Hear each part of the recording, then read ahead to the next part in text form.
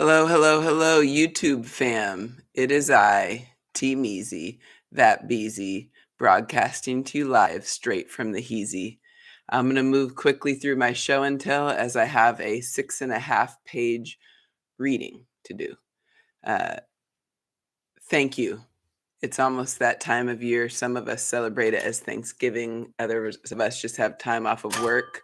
I got a thank you card from a student, and I wanted to use that as a show and tell, and I'm going to send one back to him. My read aloud this evening is called Condensation: How and or Why I Returned to Water. Condensation collected along the tiled walls as though it was one big bathroom. Like the little squares in the shower that glisten from steam, even if not hit by the spray from the head. Neutral colored tiles tinted further by a coat of mist. The floor tiles were wetter, covered in little puddles of water reluctantly finding its way to the nearest drain. The pool was a giant tub that took up most of the space. Only a thin walkway went along the far side, narrow like the cobblestone sidewalks in Firenze and even downtown Cincinnati, just a few blocks away. Each time the door opened from the pool to the parking lot, steam was released, like smoke out of a chimney's flue. Warm, billowing clouds of chlorination escaped as each student exited. I watched the puffs as the car heated up, thinking about how I would never leave a pool with a wet swimsuit on underneath my clothes in the dead of winter again. In the Midwest, anyway, if there ever was an again, if I ever had to recert in February. Yes, February, winter. It was the first time I lived in a city where it snowed, a place where I got to see water take many forms, even though I was far from the coast on which I'd grown up. From the puffs of steam I was watching and wishing smelled like dryer sheets to the flakes that fell from the sky, to rivers, lakes, puddles, and pools like the one I just left. Water was versatile. You could find it anywhere. Except at outdoor pools in places where it snows in the winter, like Ohio, Cincinnati, where I was. Having grown up in California, it never occurred to me that pools would be drained for the winter. The pools that I grew up swimming in and lifeguarding at had been open year-round. If not for the public, then for the students at the nearest school. That's what happens when you stay in one place your whole life. It doesn't occur to you to think about what you haven't thought about, like the seasons and how they dictate a lot when they are distinct, like how high on the thermometer the heat of summer can get and how low the cold of winter can get, which is, ironically, the season when I found myself recertifying as a lifeguard after over 20 years. Though I had driven in a straightish line east on 80 with my then spouse, I had personally returned full circle to my first job, lifeguarding. I was recertifying as a lifeguard after having already been a firefighter EMT in one of the West Coast's most bustling cities. I couldn't tell this to the people inside of the heavy metal door that led to one of the city's only open pools.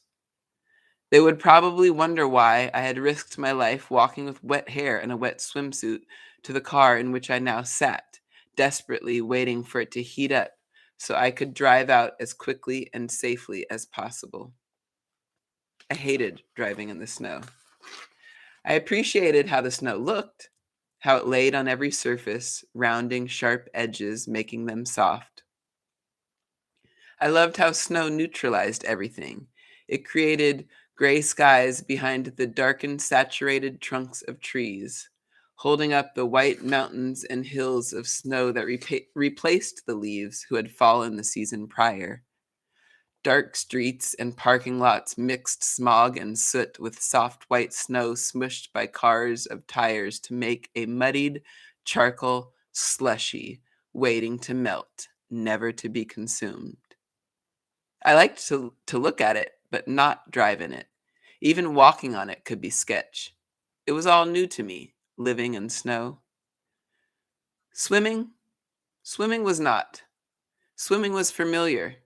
A pool, or any warm body of water to swim in, felt like the closest chance to being back in the womb. Another world, safe and slower than the aggressive one outside.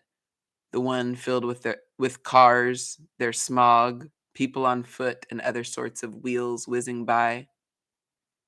In water, in the pool, we were all more equalized, suspended in liquid.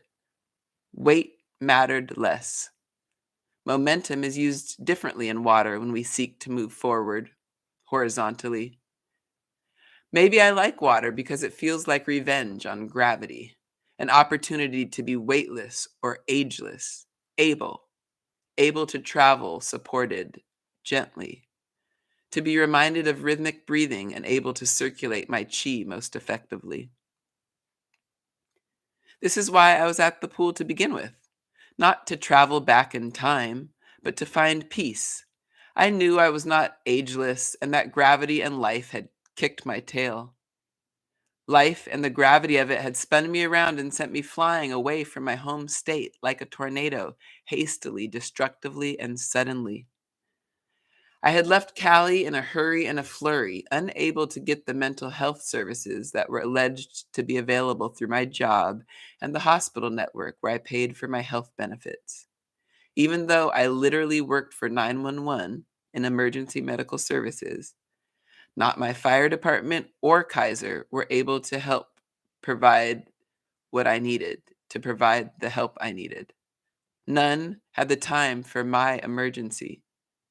I had worked in so many crises and emergencies and felt like all I heard was my own echo when I called for help after an incident triggered a series of detrimental events.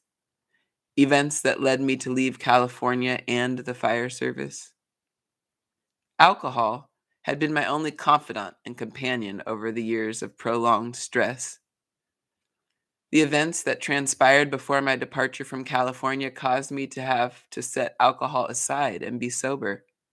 I had to be on high alert. It was as though I was at work all the time, on call, ready to drive rapidly to the nearest ER, even if I did not have lights and sirens on my own personal vehicle. I had become an around the clock caretaker. I had to remain vigilant for the safety of my then spouse. It was hard enough to check out of work on my days off from the FD. There were no days off for a while there. Things felt like life or death, and then touch and go. By the time I was waiting for my vehicle to heat up in the parking lot of the Cincinnati swimming pool, I felt like I never needed to recertify as a lifeguard. I felt like I had been guarding lives for quite a while. I felt like I could teach a class on lifeguarding. I chuckled at the textbooks. I looked at pictures of first aid and remembered applying a tourniquet to someone in real life, IRL, like most of my classmates would have probably called it.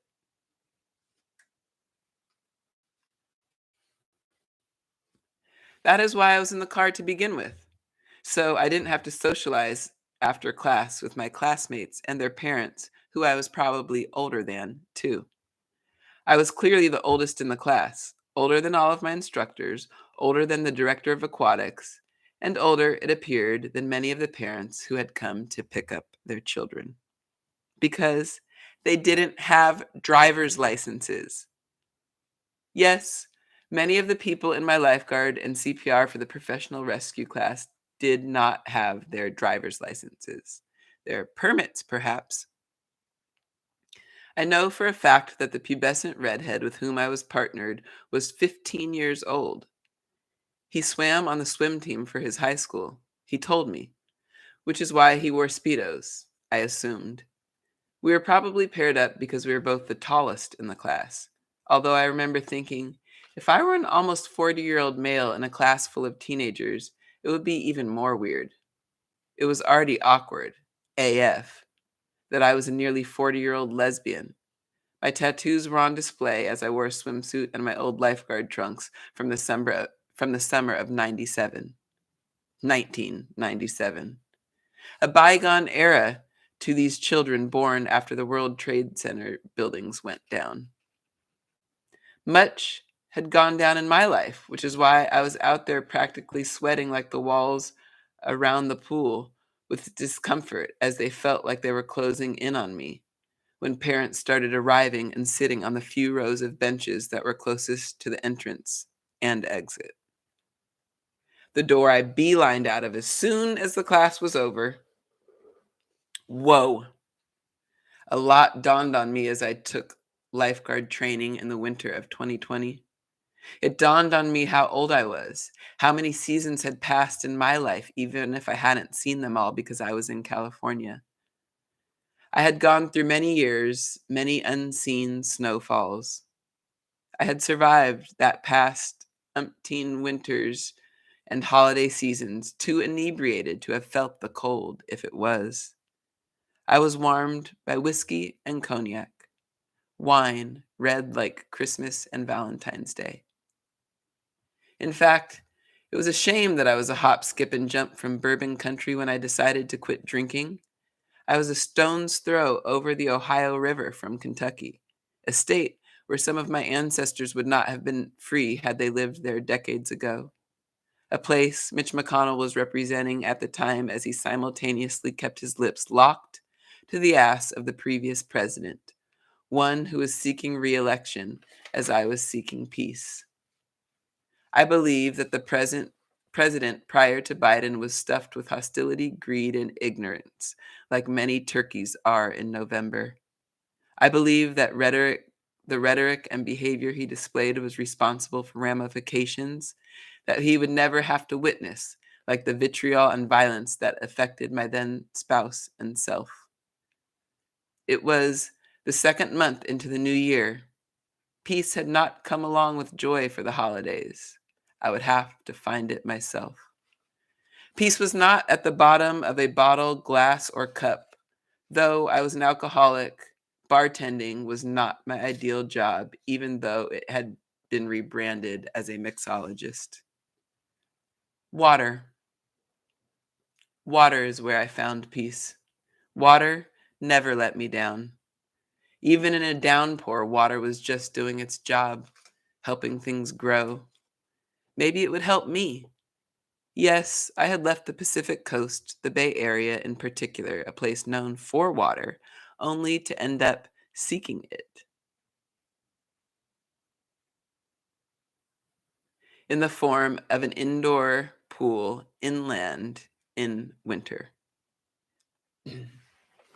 It would almost have been funny if I wasn't desperately depressed.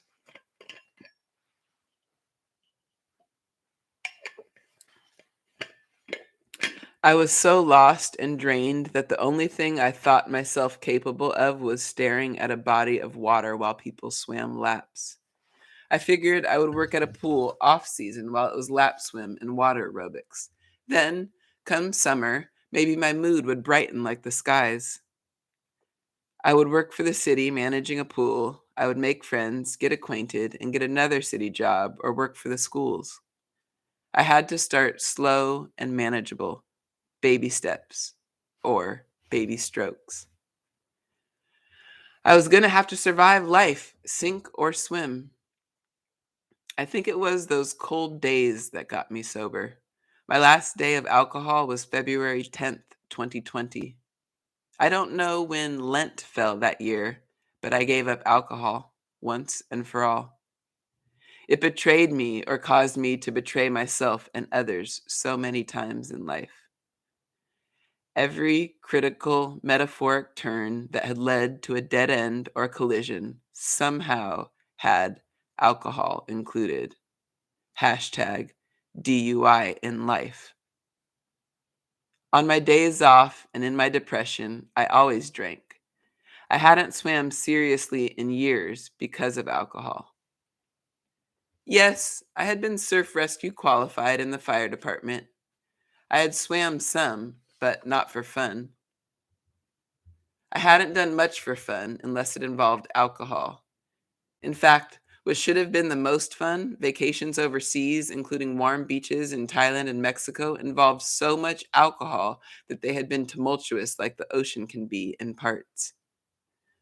Drunken fights, alcohol poisoning. Hell, when I finally did scuba dive after an unrecommended 15-minute Cliff Notes class in Mexico, I was so hungover I thought I was going to puke in my mouthpiece. As I stood out of the pool, contributing to the puddles of water on the floor, it was as though moments passed through my brain like an image train. Flashbacks, kind of like it would be mornings after I woke up having blacked out the night before. A flip book of images that I would try and sequence to see how things unfolded. I was trying to unravel how I ended up on that floor in sandals I bought on one of my international outings.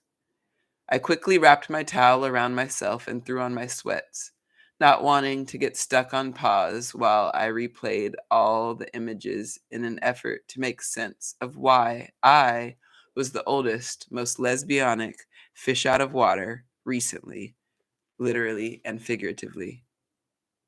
As though it hadn't been trippy enough to perform CPR on a plastic dummy after having done it so many times in real life. When we weren't doing chest compressions, the 20-something-year-old instructors were telling myself and classmates that if we did effective chest compressions an inch and a half deep, we would likely crack ribs. I didn't want to chime in and confirm yes to the gruesome reality of CPR. I did not want to describe the popping feeling of breaking something, but feeling like it is not fully detached. I did not want to go into details about how, in addition to the bag valve mask they were orienting us to, that paramedics would come and jam things down people's throats. How besides nasal and oral airways, there are king tubes. How some people are so messed up that they don't respond to IOs, interosteo interventions, just like taking a Dremel to someone's shin bones. I didn't tell the young kids, which all of them were to me at that point, that sometimes people do CPR for show in front of an audience of the public, even though the victim is already dead. How many times we did CPR and people did not come back, or their detected heart rate was due to epi administered. I didn't talk about all the bodily fluids besides vomit that were a possibility. How I'd seen cerebral spinal fluid from someone who didn't make it. I didn't want to taint their bright futures, stain them with leaks and spills I had seen. I didn't want to talk about the falls in life that required more than a bandage or even a traction splint. I couldn't bring myself to talk to the youngsters about how one could truly fall off in life, give up on self, or be given up on by society. I didn't want to scare the kids by telling them that I had probably consumed as much alcohol as we had just swam in to perform rescue skills, no less. I wanted to emphasize the importance of not being a victim oneself. They tell you in both lifeguarding, firefighting, and EMT class to survey the scene. Before donning one's personal protective equipment, one should determine if the scene is safe to enter. If it is not, then you do not go into the rescue. Risk versus reward, life over limb. Don't create a second victim. That is something that I did not take into account. The safety of one's scene must also be reassessed as conditions change. Sometimes we must save ourselves. Between the mortification of the reality of taking a lifeguard class with teenagers and the stark cold that reminded me of my mortality as I briskly walked to the car, I gave up alcohol to save myself. I never looked back on alcohol like I did at the door that let the steam out the pool named after a saint. Though I am not Catholic, sometime around Lent 2020, I gave up alcohol. The winter and the seasons of my life sobered me up. I had quit smoking weed to pass a drug test. I quit alcohol and fasted to speed up the cleansing process.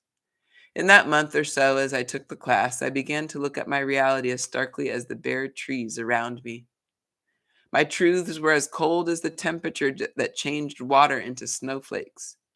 Some were scorching and burned like water can be when it boils. I knew for life to be lighter and more bearable, I would have to let alcohol evaporate from my life, like puddles can do after storms. I ended up getting hired at an indoor pool inside of a medically certified fitness facility, a glorified gym with cardiac, bariatric, and oncological services. The same place that I swam to train for my lifeguard class. My first day of work there was the first day of the pandemic shutdown.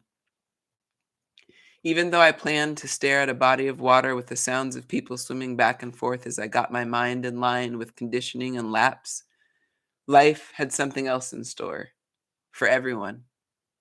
I ended up having to work in a series of other urgent and emergent capacities to stay financially afloat. I am grateful that I had a month head start into alcohol abstinence to hang on to and build upon like a floating house as the world overflowed with uncertainty. I can laugh in hindsight about walking across the parking lot with wet hair underneath a towel and a wet swimsuit underneath my sweats in February. I could not then because my teeth were too busy chattering.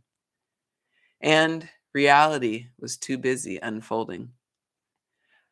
I knew, though, that things were so harsh, so ridiculous that they had to change.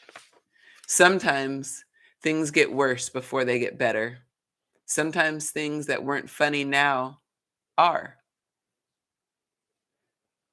including trying to turn in a paper resume in 2020. As much as we may try and focus on the road ahead or be busy trying to enjoy it, we never know when it'll take detours, just like we never know when it might take us full circle. I left water and found my way back to it. I left lifeguarding and found my way back to it. I left myself and came back.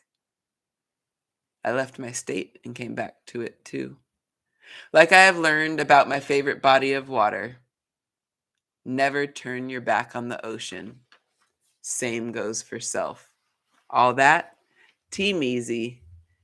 If you get an opportunity and have not yet, please subscribe. Other than that, wishing you love, care, and moon prayer on this Monday evening. Pardon me not broadcasting last night. I was hanging out with my godsons and having a blast. I hope you do the same this week. And many thanks to you all for taking the time to hear my words.